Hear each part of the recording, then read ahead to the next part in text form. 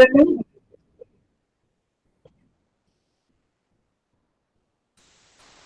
everyone, good afternoon. Thank you all for joining us today at this webinar from Customs City. My name is Valerie Sandoval. I'm from the marketing team, and it's my pleasure to open today's session. Before we start, we have three housekeeping notes. First, this session is being recorded, and we'll share the recording with you and the slides when it is over. We're going to have a Q&A panel, so please make sure to drop your questions at any time during this session. And third, we'll keep it about an hour so you can get back to your day. Today, you'll hear from two speakers, Andrea Angeles, Head of Product, who will walk you through how eFiling works, and Custom City, your three filing options, and how to clean your process. Hi, welcome. Thank you, Andrea. And we are also very lucky to have a special guest, Paul Chen, independent consumer product safety consultant and former CPSC compliance lead at Walmart and Sam's Club, who will cover the judgment call, when you need to file, when to disclaim, and how CPC scores you. Hi. Hi, everyone. Thank you, Paul. So with that all said, I hand it over to Andrea. Okay, so everyone, as I mentioned, welcome. I'm pretty excited on having you all here. I understand this is a very interesting topic, right? There is a lot of confusion. There's a lot of news coming back and forth. So we just wanted to give you this space so we can show you around how the e-filing works in Customs City, and also any potential questions here Paul can help you answer. So before we start, I would actually like to know how you guys been feeling about this CPSC e-filing so far. So we're going to throw a poll there. So if you guys can help us answer, the question is, how are you feeling about the CPSC e-filing change so far?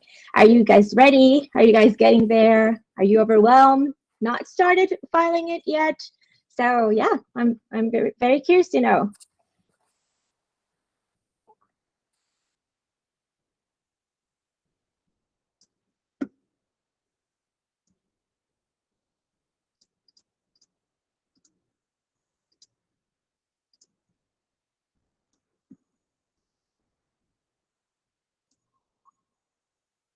Okay, so most of you are answering.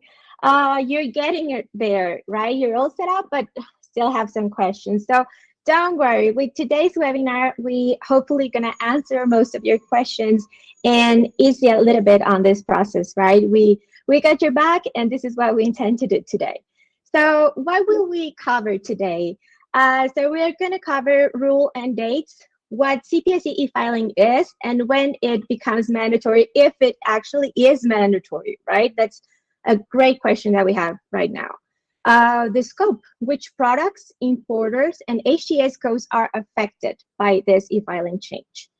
How it works, the different PGA message sets, right? Inside Customs City, and the three filing options, full, ref, and disclaims. And of course, the enforcement and readiness, what happens in entry, and the preparation checklist. So with that, we have this amazing guest today that is going to help us answer all these questions. So Paul, your turn. Well, thank you very much. Hi, everyone. My name is Paul Chen. I am the founder and principal consultant for PC Square Consultants. I'm based in Bentonville, Arkansas. The most common question I get is, what are you doing in Arkansas? Well, I moved down here in 2011 to work for the product safety and compliance team for the world's largest retailer, where I handled all CPSC regulated products. And in 2015, I left to start my own consulting company, but I never left the area. So, but yeah, next slide. So yeah, let's talk a little bit about the CPSC, okay? The CPSC was formed in 1972. They are responsible for product safety on all consumer products. What is a consumer product? So let's just say you walk into your local Walmart or Target and look at all the products that are for sale. Everything that is not regulated by the FDA. So the FDA regulates food, pharmaceuticals, medical devices, and cosmetics. Everything else for sale in such Walmart or Target, that's basically regulated by the CPSC. So you can imagine the CPSC regulates a lot of different types of products out there, et cetera, et cetera. And in 2008, and this is very important for the purpose of this webinar, the CPSC passed a law called the Consumer Product Safety Improvement Act, or short for CPSIA. Um, Long story short, they require certificates for very many different types of products regulated by CPSC. Not all products regulated by the CPSC, but certain type of products. So let's talk about GCCs, General Certificate of Conformity. As of 2008, to legally import into the United States such products that require GCC, and these are general use products or commonly known as non-children's or adult products. Some of the most common things today are furniture. Specific type of furniture includes bunk beds, carpets and rugs, clothing storage units, mattresses, um, um, et cetera, et cetera. And there's other types of general use non-children's products that requires a GCC's magnets, certain type of products containing magnets, products containing button or coin cell batteries, which is a relatively new law. And then you have bikes and bicycle helmets, et cetera, et cetera. And actually, wearing apparel as well too, which is basically general adult apparel. Those are all regulated by the CPSC and requiring a GCC. Most importantly, let's talk about the children's product certificate, short for CPSC, CPC. Sorry. A children's product, by definition, if it's a product designed or primarily intended for children under 12. Okay, so you think about it, right? Any product that is designed or intended primarily for children under 12, that is definition of a children's product. A toy is also requires a CPC. A toy, by definition, is a children's product that has play value. Okay, so all toys and children's products require a CPC, and you are required by law for all importers of toys and children's products to get your products tested by a CPSC accredited laboratory. This is non-negotiable.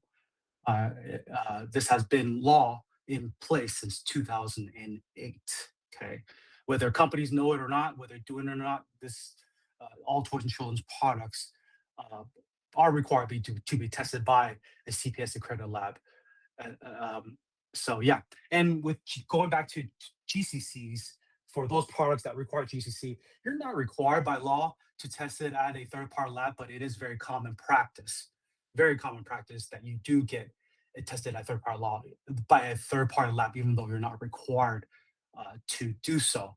You can self-certify, et cetera, et cetera. So, all right, next slide.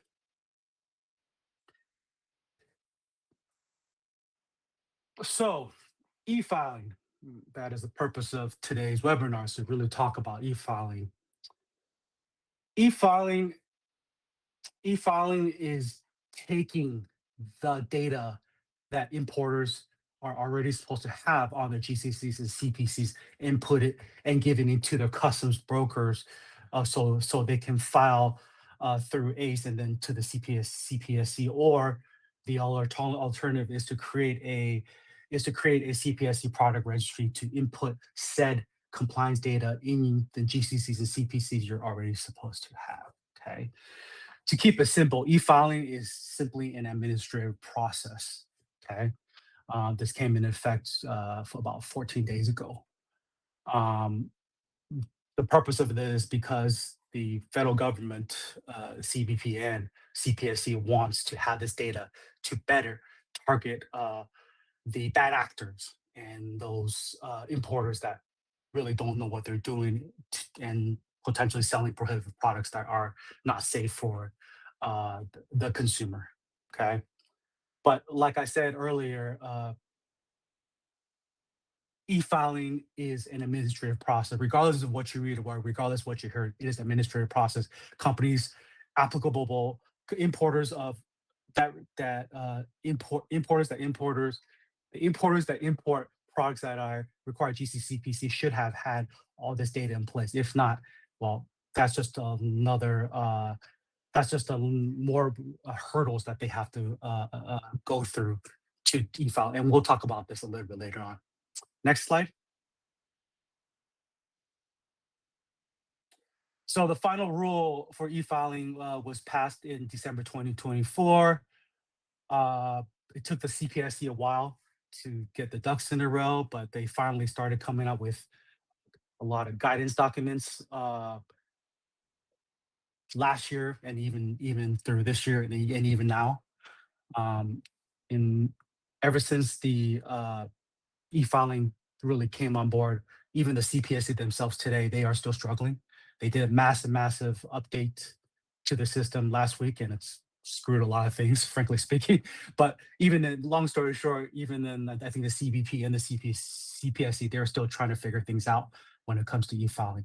But yes, all goods imported after July 8th do require e-filing. Okay, now there may be CBP may make some exceptions, but and they may not be checking very carefully as they should for whatever reason, but the CPSC is still very adamant that you still need to comply with all CPSC requirements and you still need to e-file regardless of what a CBP says. And then come January 8th, 2027, that's where the requirement comes into effect for goods entering the foreign trade zone. Okay, next slide.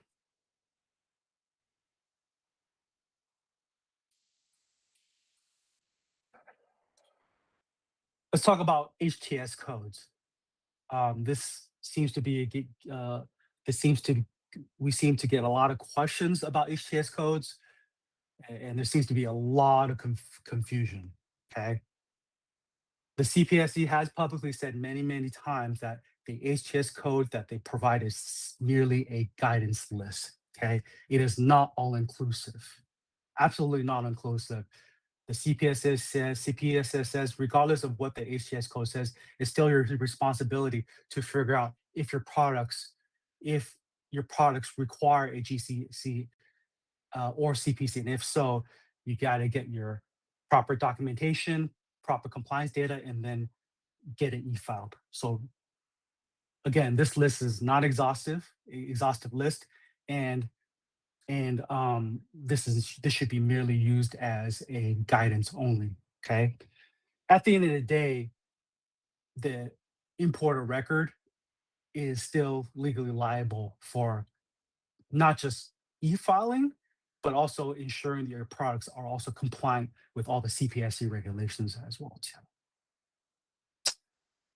And just as a side note, in my world of consumer products, we mostly deal with finished products, or more mostly known as products ready to sell on the shelf or ready for retail. But CPSC does say that component parts are exempted from e-filing. So if you import component parts for manufacturing, they are out of the scope for e-filing.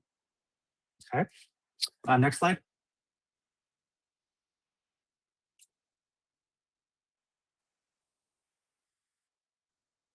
You sit upstream on the data. Okay, to prepare for e-filing, okay, the most important thing is to have the manufacturer, if not the importer, to have all the relevant compliance data, certification data, test reports ready to go. Okay, some of this data you can't just get overnight. Okay, for example, if products that require third-party lab testing, such as children's products or even adult general use products, this doesn't happen overnight. If the importer manufacturer has been doing what they're supposed to be doing since 2008, they should already have this, and therefore this should be very easy to e-file. But if they don't, if the importers don't, well, guess what? This is going to hold up shipments. This is going to be held up at the port of entry for a very long time, weeks, if not months at a time. Okay, and that's assuming you can provide, the importer is able to provide sufficient and compliant and passing test reports. If they later realize that the products are non-compliant, they don't have the proper labeling, they send the laboratory and it fails. Well, guess what? That's a whole nother issue. You're going to face potentially recalls. Your products are going to get seized by the CPP, if not the CPSC, and then so on and so forth. We at PC Square Consultants, we educate a lot of clients to be proactive, to do all your necessary compliance way ahead of time, long before the goods get manufactured, if not leave the country of origin, et cetera, to prevent from such compliance issues in the long run, et cetera, et cetera. So, but yeah, let's assume the manufacturer and the importer has the proper compliance data needed to legally import and distribute in the country. Then you provide that data to the customs broker, and then the customs broker files it through ACE, and then the ACE system, and eventually gets it through CPSC, and the CPSC will basically decide, well, should we hold it, or should we just let it go? On a very high level on kind of how this works. Next slide. Enforcement. As I mentioned a few minutes ago, the last thing you want to do is to not have your ducks in a row when you don't e-file. And not just e-filing at all, but e-filing false data, as well as not e-filing on time as well too. And this is why I stress, and I stress, and me and my team, we stress all the time, it's so important that importers and manufacturers understand the compliance obligations long before it gets manufactured, if not before it leaves the country of origin, to prevent from such CPSC exams and holds. Because as you guys are probably very well aware, it's very expensive to have the merchandise being held at the port of entry because the importer cannot provide sufficient or sufficient or the necessary documents required. We spend a lot of time helping importers uh, uh, get through notice of violation issued by CPSC, not just because they didn't have the proper documentations, because they didn't, their products weren't tested to begin with, and then the CPSC tested themselves, and they found out, you know what, this is gonna hurt or kill a young child, or this doesn't have the proper labeling, or this specific apparel doesn't meet the specific type of flammability requirements, et cetera, et cetera. So we've seen a lot of this, and I've been doing this for the last 19 years. So like I said, we spend a lot of time educating importers and manufacturers to be proactive, to prevent from such exams, seizures, as well as penalties, including recalls.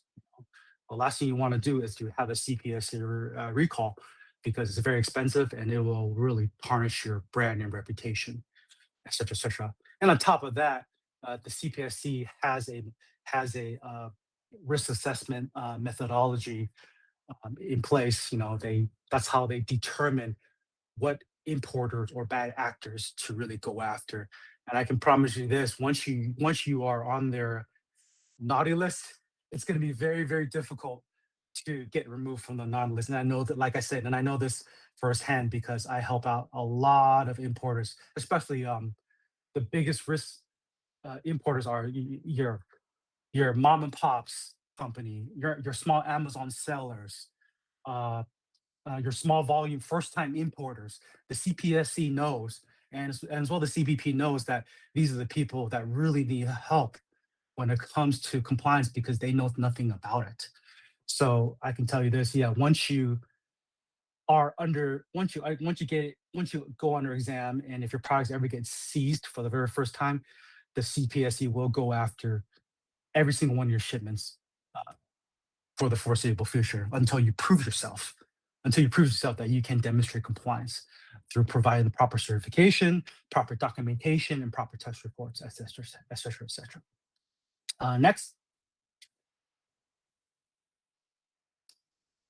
So how e-filing works, okay? As I stressed again, number one is to prepare, having all the necessary compliance data that's required, and we'll cover that in the next couple of slides. But again, being proactive and having all this compliance documentation before it leaves the country origin. And then once you have that data, number two, then you provided.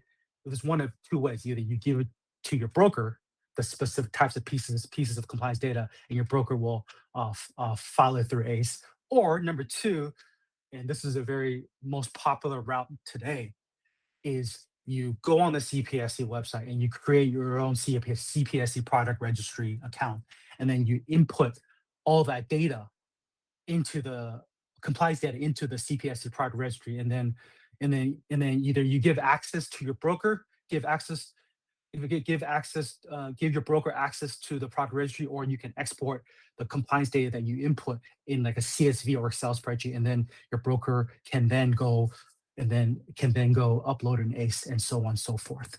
And then once CPSC gets that data, they'll determine, does this importer look good?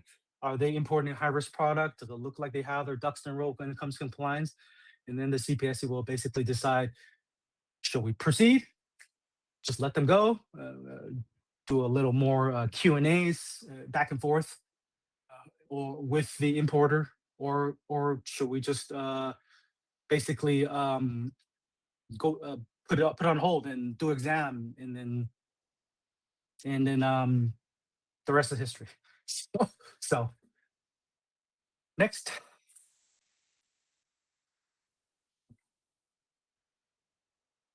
certify or disclaim. So when it comes to torture insurance products, as I mentioned, you are required to have a CPC, and all CPSCs are required by law to get a test at a CPSC accredited laboratory. So yes, you are required to have a test report for every single toys and children's products that you import in this country.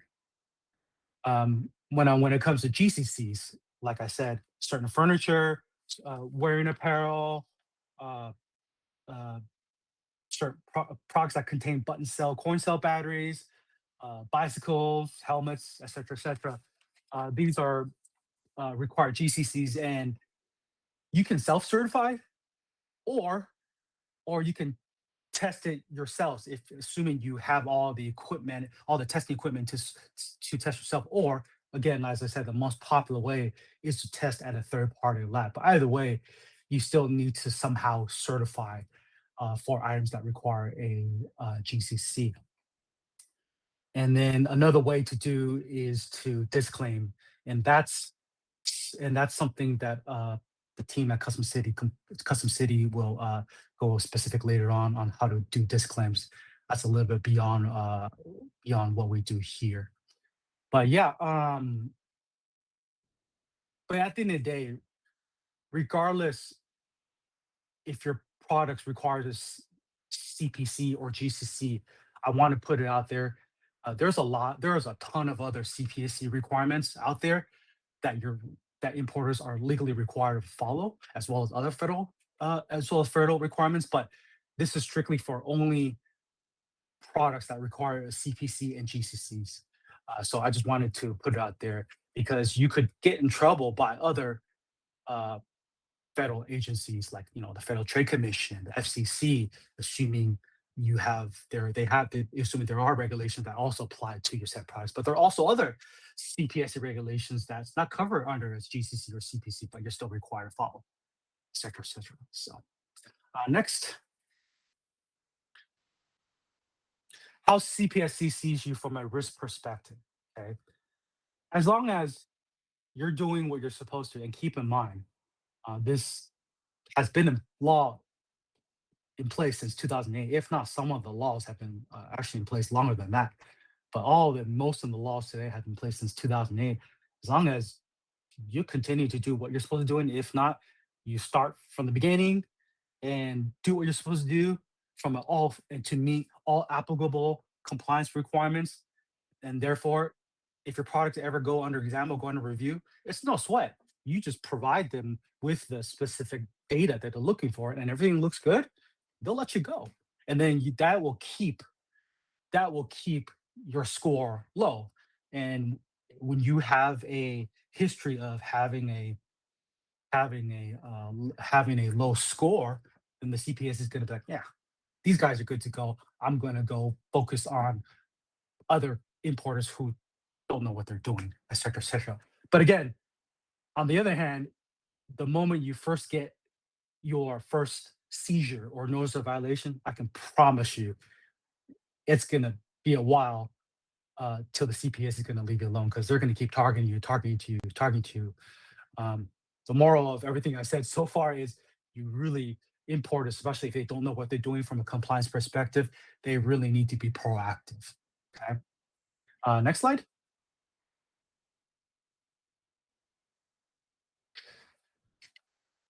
So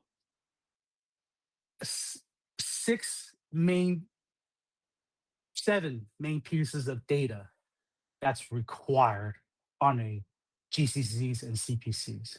Okay. Um, product identification. Most of the time, we just advise our clients to use UPC SKUs, but you can use whatever number, whatever else you want. And then you need to understand all of the applicable regulations that applies to your products. Also, the where it was made, when it was made, as well as if testing is required, you have to put down when testing was done, when it was done, which laboratory, uh, who's the who is certifying it, whether it's import or manufacturer, and who to and number 7, who to contact in case there is a CPSC has any questions. Okay. Next slide.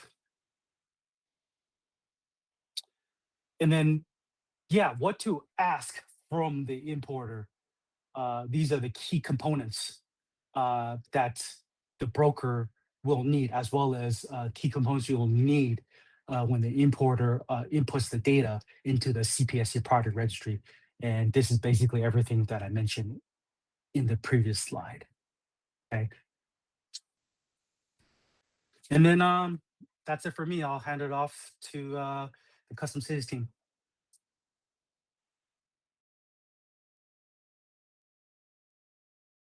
Hi everyone, back. So thank you, Paul. I really love your presentation. I love how you're saying, you keep saying that, right? Scoring. Why do we keep listening to that, right? Like, well, CPSC is actually keeping a score. So what does that mean?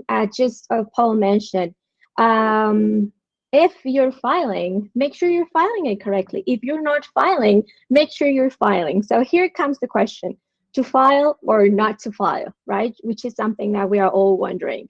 So something that is CPSC is commenting is like, we're not going to enforce it right now, but we're keeping the score. We want you to file it because, as Paul just mentioned, if you've been doing things correctly for the past few years, you should have this information already, right? You should be compliant already. So not to worry, right? Your information is already handy there. So just fill it out, transmit it, and that will keep you in the good side, not on the naughty list that Paul just mentioned. It will keep you on the good, good guys list. So you can have all the speed up process of clearance, and you will reduce your holes. So I love that, Paul. Thank you so much for that explanation. And of course, we received that infamous SMS, right, on July 8th saying, we're not going to enforce it. So everyone was wondering what to do next. So don't worry, in that part, we got you. So we have in CustomsCity and 3 types of filing, right? So, oops. Let me see if I can. Oh, there it is. So we have 3 types of filing. We have display message, which Paul already mentioned, reference set message, and full message set. So now that we already know if our product is applicable or not, if it's regulated by CPSC, we can tell, or we know if we need to file full information on CPSC, or it can be disclaimed. When can it be disclaimed? When my certificate is not required, right? Something to really know, this is something that I think we are all very familiar with: PGA flags, right? We know if it's PGA flag 1, maybe it can be disclaimed. If it's PJ flag 2, maybe it cannot be disclaimed. So that's kind of correct. So when we are talking about CPSC, when we have CP flag 2, we cannot disclaim. So that's something that we know for sure. If you transmit disclaim information when this is a CP2 flag, it will for sure get rejected. But what's different about CPSC disclaim than any other agency? When you send a disclaim code, you are required to transmit an intended use code because you need to let them know who is going to be using this product, right? And is it a children product, as we already discussed this? Is it for people 13 years or older? So then it's going to give you some guidance on how to disclaim or not. So in this particular scenario, we have disclaim code A, which my certificate is not required, maybe is not regulated by CPSC agency. So I can send multiple intended use codes, for example, from code 120. So there are around 7 codes, if I'm not mistaken. And disclaim code B that can only submit intended use code 130.006. So again, what are we just saying? Disclaims are not mandatory. You're not enforced to transmit any CPSC information, but CPSC encourages you to send it, right? It's better to have it than not having it. Okay, so we have the next, which is a little bit of what Paul already mentioned. If you already have your information, you can go to the CPSC product registry page where you can fill out all your information. So by the time you go to the entry with your ABI provider to reference that certifier ID, product ID, and version ID that you already created there. So you're just referencing it, right? So you don't need to send all that data that we already discussed every single time because we understand that that is time consuming, right? So if you're repeatedly bringing the same products over and over again, and if you want to be, I don't know, filling everything at once and transmitting it to CBP, it is more time consuming, right? So if you already, as your importer, or your manufacturer, you already have this information, please go to the CPSC product registry, register your product, and just provide me with the reference, the certifier ID, the product ID, and the version ID. So I already send it to CPSC and I don't have to do anything else, right? I just sit down, lay back, and get this approved. So something important is that those 3 elements that I just mentioned need to be exactly the same as the one that were transmitted during the product registry. The next option that we have is when I didn't go to the product registry and I'm sending all the information inside my entry. So if, let's say, I only have one product that is CPSC regulated, and my importer, I don't know, they just chose because they're not very techy, maybe they just need my assistance. So they provide me with all the information, so I need to transmit it. I enter all the full message set inside the entry. We in CustomsCity, we have uploads. We have a tool that allows you to enter all the information at once. So you don't need to go back and forth to the product registry to have this. So this is the best fit for low volume importers, and you are not pre-filing anything, right? So you are sending everything through the entry. So what's the best or what's the right option for you? This is just summarizing the 3 types. Full message set, reference, and disclaim. So the certificate is required. Yes, you can send either full message or reference message set. As we mentioned before, when you don't need a certificate, you can just send the disclaim. Do I need a product registry account to send full message set? No, because you can do it upon the entry. For reference, do I need a registry account? Yes, because you're already pre-filing everything inside the CPSC portal, which is free, right? You don't need to pay to register there. And if I'm filing a disclaim, of course, you don't need an account. The what is submitted at the entry? All certificate data elements for full message set, as we discussed. For reference message set, we only send those 3 identifiers: certifier ID, product ID, and version ID. And of course, for disclaim, we just need to send the code and the intended use code. And I mean, we already discussed this. Who is this best for? So I'm very curious on how you've been filing it so far. So we have another poll for you. So let me just, oops, sorry. Let me read. So which filing method are you leaning towards for most of your products right now? Full message set, ref, disclaim, or you're still deciding? So, Andrea, I also want to stress again that getting the certificate data elements, especially products that require testing, if the importer doesn't already have that, it's not something that they can get within a couple of days. So again, stressing to importers to get them properly educated, because sometimes testing can take weeks, if not months, to get, and that's assuming it passes. If you actually don't pass the proper testing, well, guess what?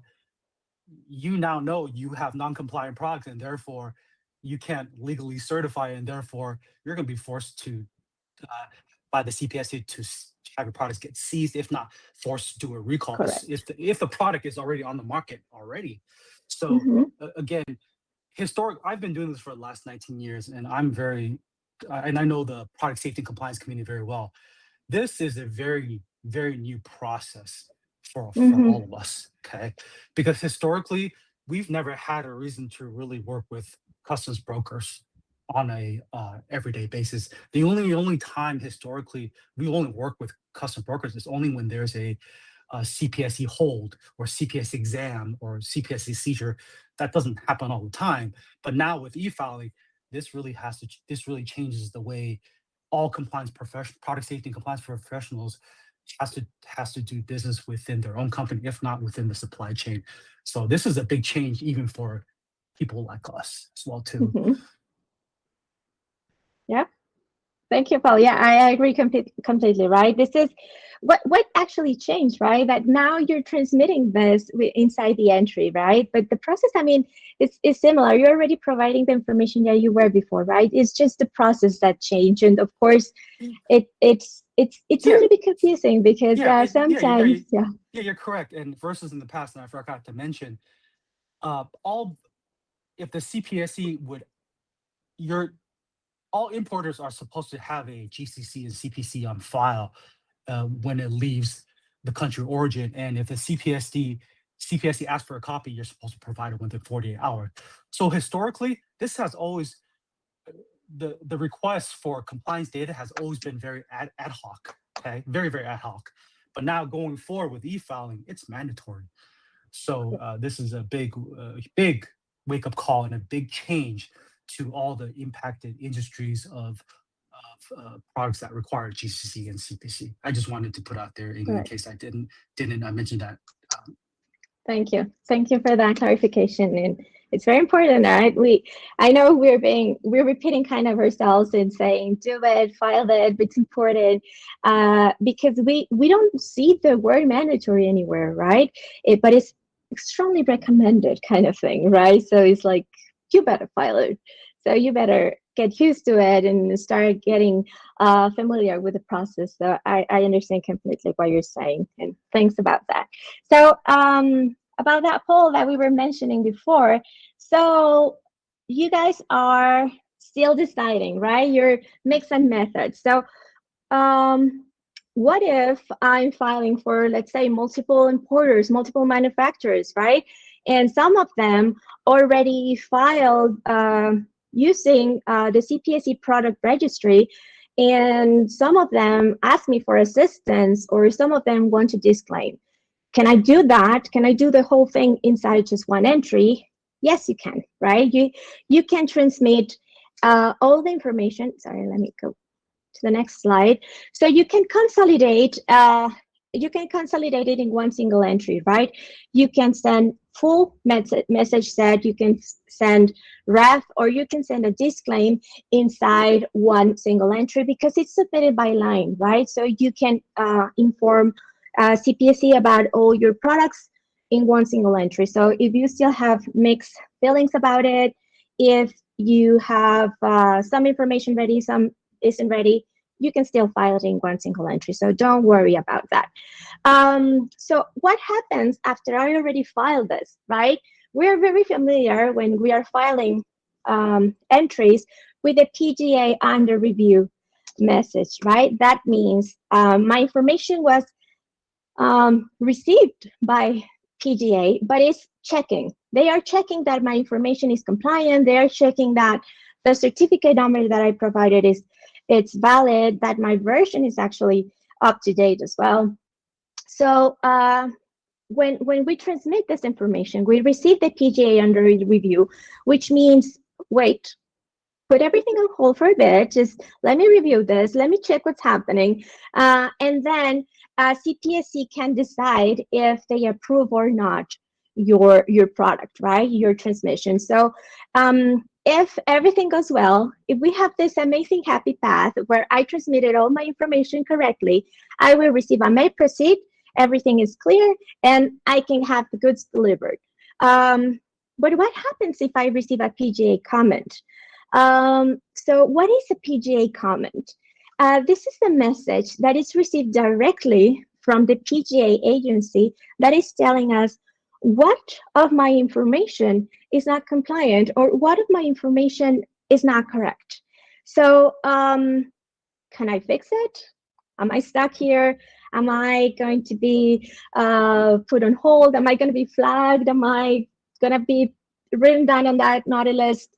Probably not, because we're going to give you the opportunity of fixing all of this information, right? Once it's transmitted, it can be amended, it can be resubmitted, and the only thing you need to do is sending a PGA replays with the correct information. So,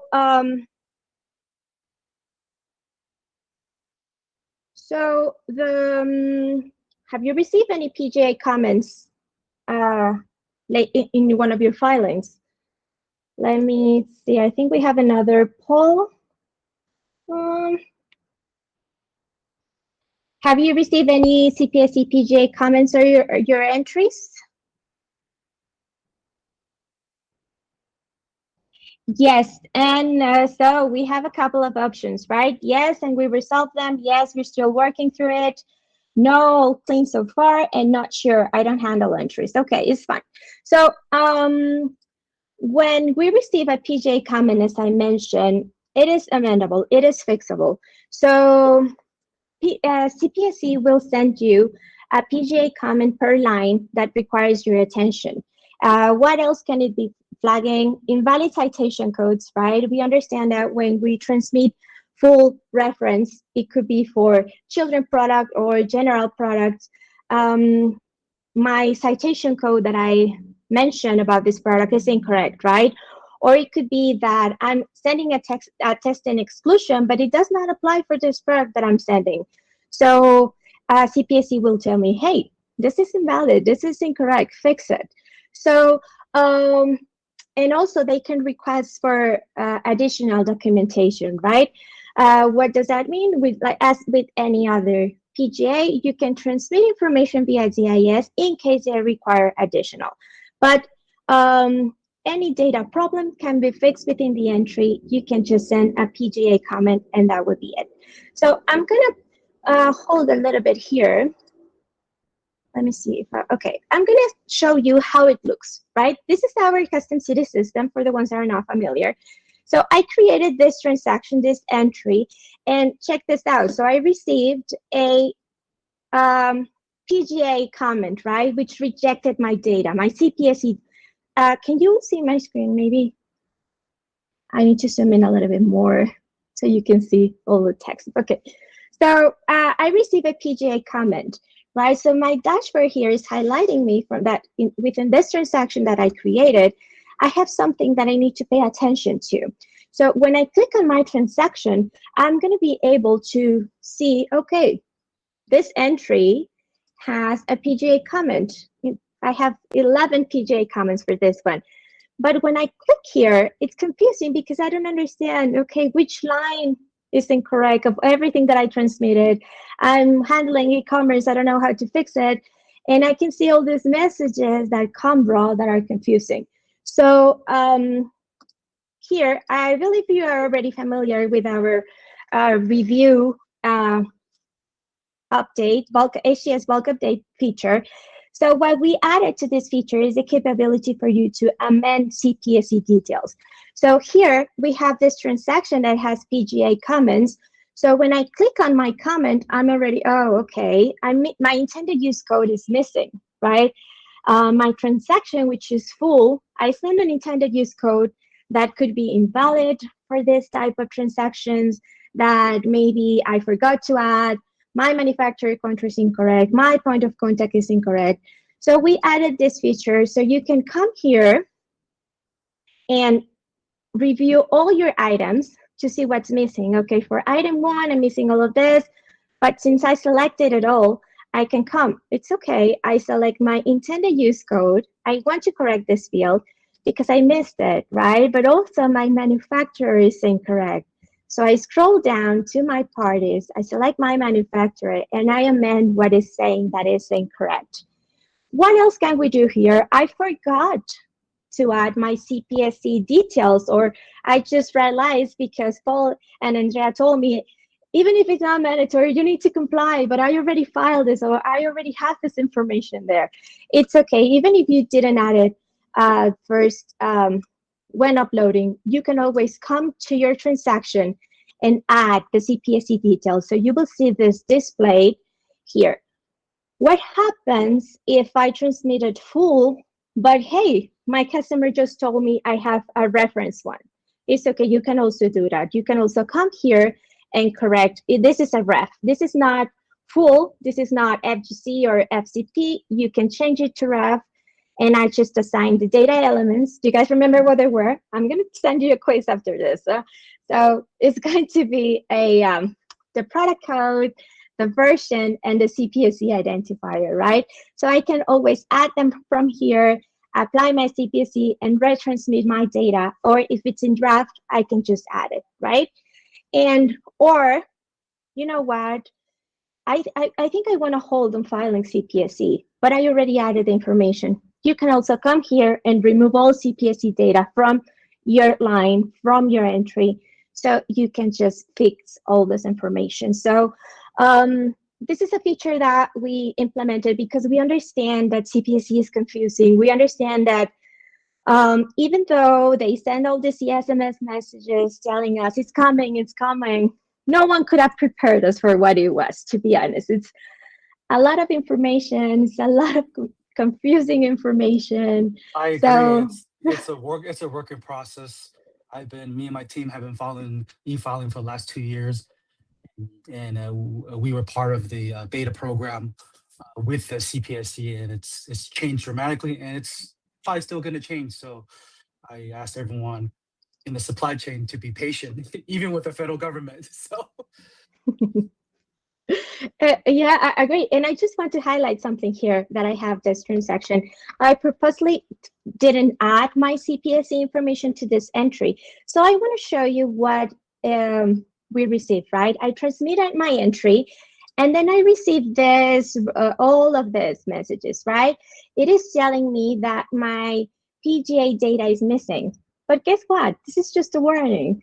I know I transmitted this, but as that CSMS, the being famous CSMS we received July 8th, it says it's not mandatory, we're not gonna reject it, and we received this reject, of course we're gonna freak out. But as CPSC mentioned, we're not enforcing it, please submit it.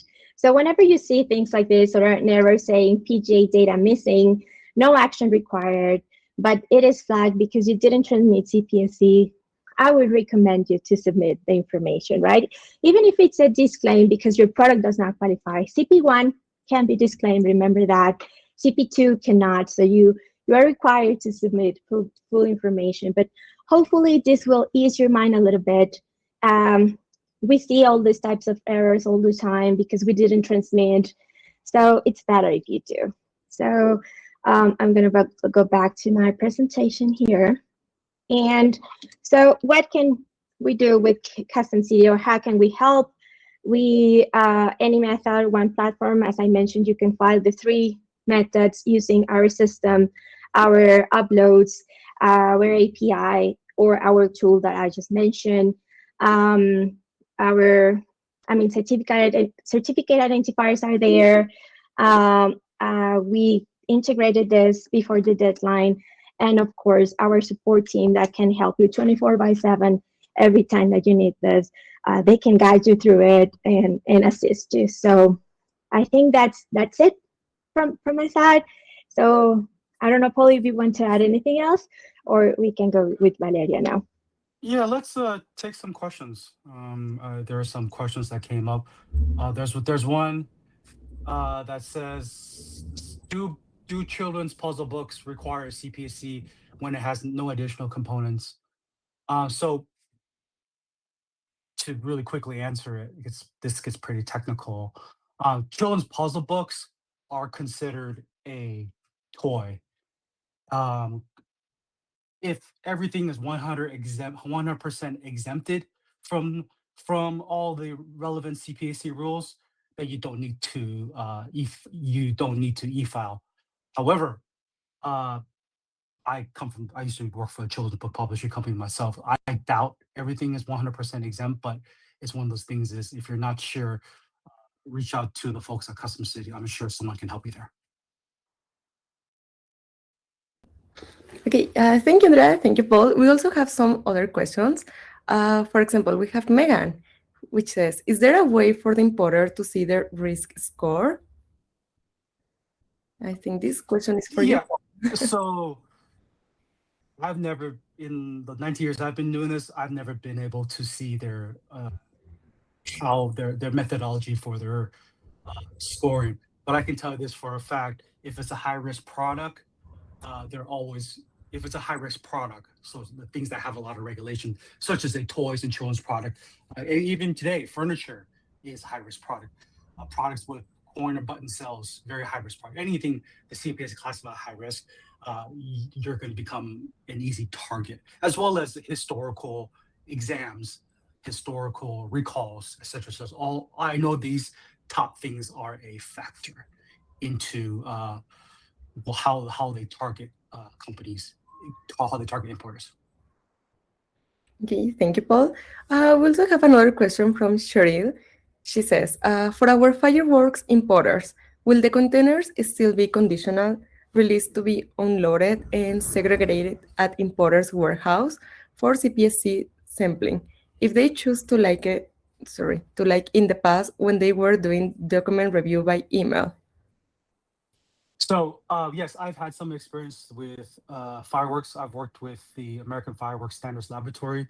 Cheryl, I'm not sure if your company is part of the organization, but they might have the executive team over there might have a better answer for you. But I would assume they would let you, if your products go under exam and they find an issue, I'm assuming if you had to get products removed because they're non-compliant, I'm assuming they would do a conditional release due to the fact is that fireworks are considered very flammable and hazardous. And I don't know if the CPSC has the proper training and manpower to do that. But if there's an issue, I think it just comes down to what the CPSC compliance officer wants to do. Okay, thank you so much. That was a really specific question. And we also have one from Camila. It says, is this mandatory for cargo in transit on a 7512?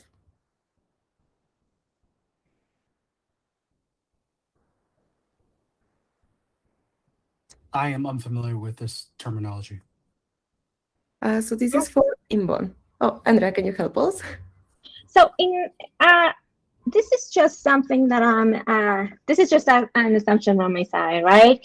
Since this is in transit and depending on the type of 7512 transmission that you're filing, I would assume it's not mandatory, right? Because when you're filing a 7512, depending on what type of 7512 it is, if it's a full or if you're already manifesting, you're already transmitting the cargo description, right? You're not specifying anything additional to this.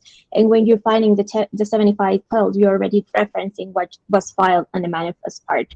So as I'm again, this will be my assumption, right? Because there is no actual way to file this via 7512. Okay, thank you so much, Andrea, and thank you again to Paul. We're coming up on time, so this was our last question. Thank you all for spending part of your day with us, and a huge thank you to Andrea and our special guest, Paul Chen. I know this change has kept a lot of you busy, so please hear this. You are not doing it alone. Custom City is here for you. Feel free to reach out at any time.